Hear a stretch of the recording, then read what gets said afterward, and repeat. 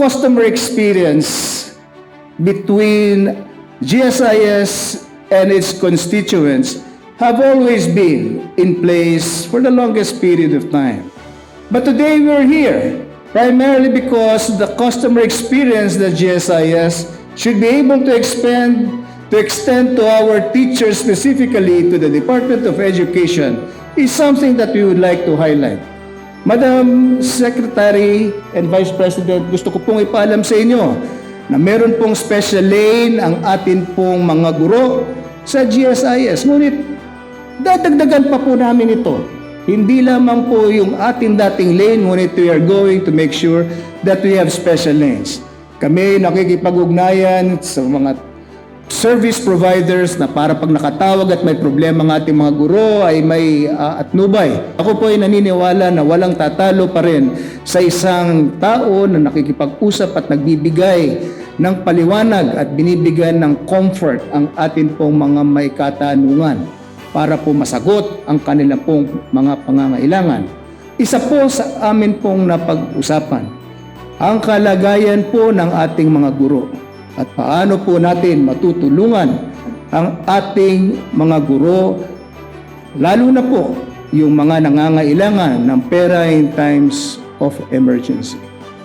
We in GSIS immediately put things into action. With the help of our trustees, we visited school superintendents in their respective areas and tried to understand how does our product sound like? How do our process and procedures working for the benefit of the teachers?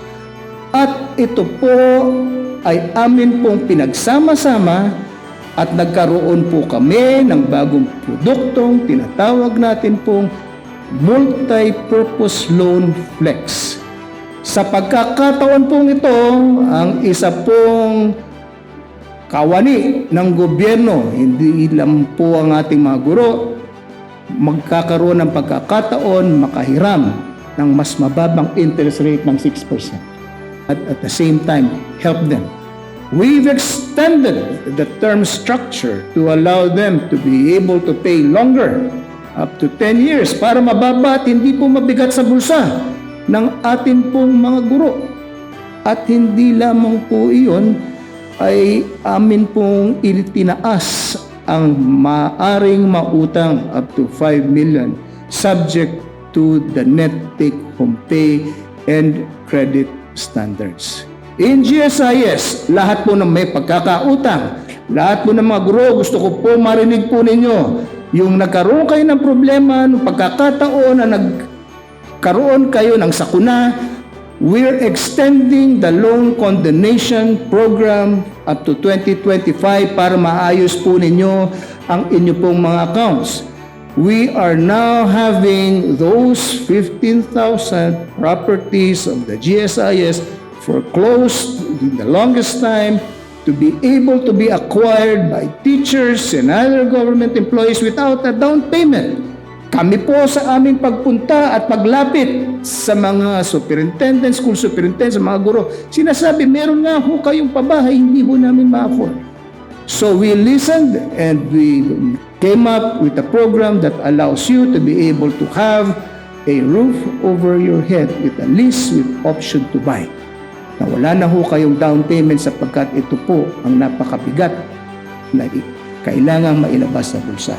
At kami po ay magsisimulang magpagawa ng pabahay. Magsisimula po tayo sa Quezon City, sa may Fairview at isa po sa may Cugeo. GSIS properties that will allow a decent housing. Ang amin pong sistema dahil pong mahigit 51% ang miyembro po ng ating government service dito po sa ating mga guro po ay mahigit 51%, ay sila po ay magkakaroon din ng mas malaking alokasyon para masigurado na lahat na kawani ng gobyerno magkaroon ng tinatawag nating pabahay at hindi lang pong pabahay, it should be a decent housing that will allow them to have the dignity of being able to have their own. Kami po sa GSIS ngayon ay naghahanap ng solusyon and putting together a program that allows us to be able to provide medical insurance over and above PhilHealth. At pag nagkaroon ng sakit, ang pamilya ng guro at ating mga guro, ang kanila na lang pong ipagdasal ay gumaling at hindi na po nila problemahin kung papaano makakalabas sa ospital at magbabayar mga pagkakautang na ito.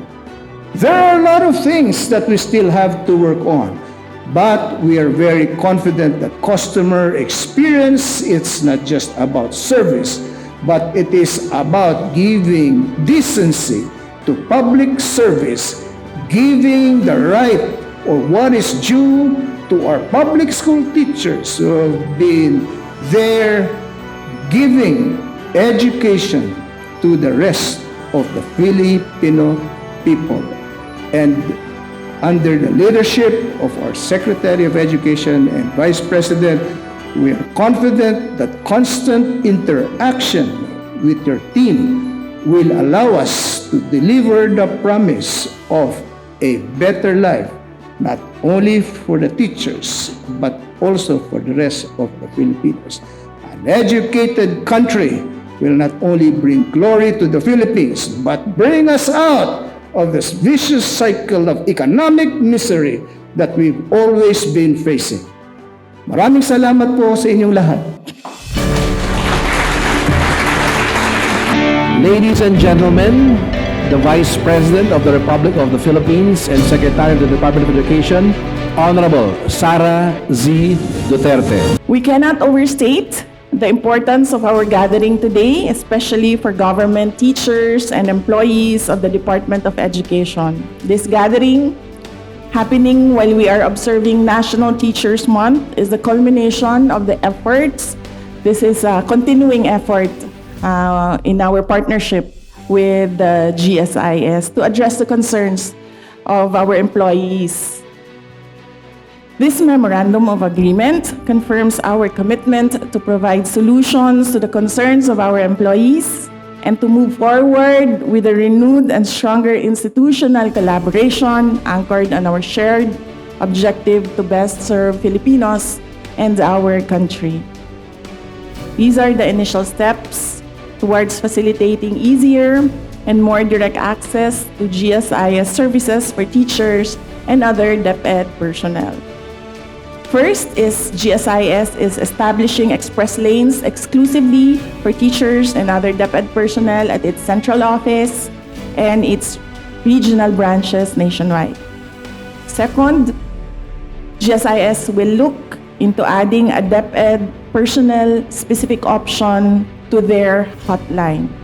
Third, GSIS will designate account officers exclusively working on DepEd issues.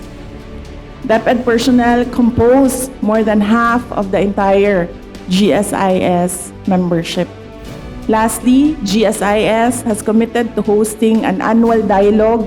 Ito po, napakalaking tulong po ito kahit once a year lang between its branches and the counterpart DepEd regional offices and schools division offices to discuss and address GSIS service concerns. Let us continue working together to help reduce the financial challenges of our employees through our services and, of course, through the leadership of GSIS. We are looking forward to the partnership, as the one mentioned by our President, yung accident insurance and, of course, yung medical insurance on top of PhilHealth. So we hope to see that come into fruition in the coming year or two para po sa ating mga teaching and non-teaching personnel ng Department of Education. Mga kababayan, patuloy po tayo maging matatag para sa pagtaguyod ng isang bansang makabata at mga batang makabansa. Ang lahat po ng ginagawa natin ay para sa Diyos, sa bayan at sa pamilyang Pilipino. Syukran.